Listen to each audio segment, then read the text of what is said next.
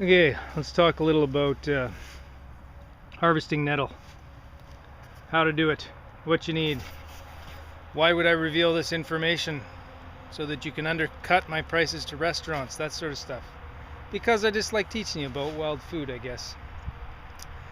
Well, you need some Tupperware bins, okay? And you need your scissors, and you're definitely gonna need a pair of gloves. Or you're gonna have really swollen, weird, funny feeling hands, which you're gonna get anyway. Now, usually the stuff comes right out of a tote, goes into a cardboard box. I do them in certain weight size of cardboard boxes, which I then sell. The best place to find nettles on Vancouver Island is around the edges of private property. So I just finished asking a nice lady if I could pick weeds off her property. Of course, there was a bit of suspicion there, but she said go for it. So we're in a beautiful spot here, and all along the edge there, I can tell, I know that there's nettles there. There's about 20 deer out there too. Deer don't eat nettles,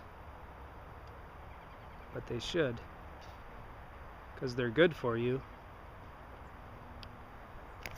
Anyway, we're gonna walk across the field, harvest some nettle. Make sure you have your tunes on. Otherwise, you're just gonna have that same thought rolling around in your head all day long. It gets exhausting. Groove to the tunes.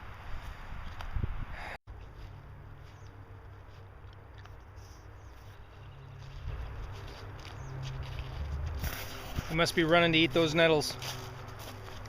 Well, a really good way to find where a nettle patch is to look for last year's shoots. They look like this.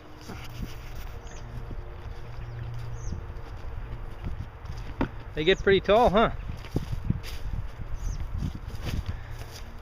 This stuff here. This is what you're looking for. So the plant gets quite tall after it goes to flower, and they actually make clothing and stuff out of it. I was gonna do that, but I see there's a really cool company out called Sting. They're already onto it. Collective Human Mind, they're onto it. Good idea. They made the German World War I uniforms out of this stuff, out of nettle fiber. Those ones are still around. The cotton one's decomposed apparently. Don't quote me on that. Yeah, life's pretty rough out here in the sunshine with the deer, picking some weeds. How's that desk feel? Huh? Well, I did create it. And, you know, it has its pros and it has its cons. This is good. There's your nettle. Oh, and by the way, this stuff is called hedge nettle. Don't eat that stuff. You'll pick it and smell it and you'll know why. It's kind of stinky. Smells like, oh, I don't know, dead meat or something. Maybe not that bad. Have your yoga tunes on. Don't fall asleep in the field.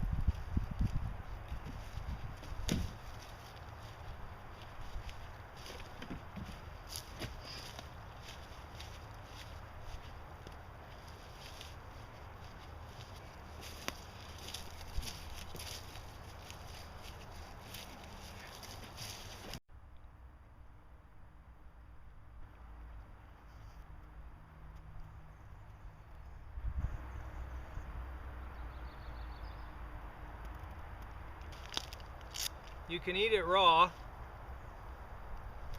Although, not sure I would advise that. Oh, oh, oh, oh, oh, oh, oh, no.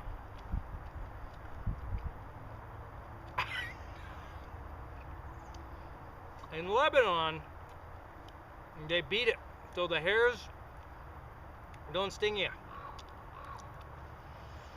How refreshing, though.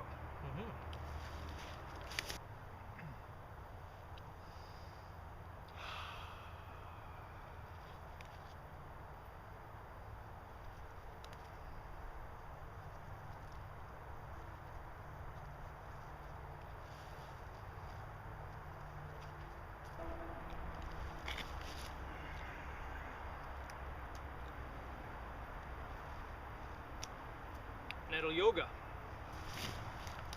So I want to finish up a few things about nettle.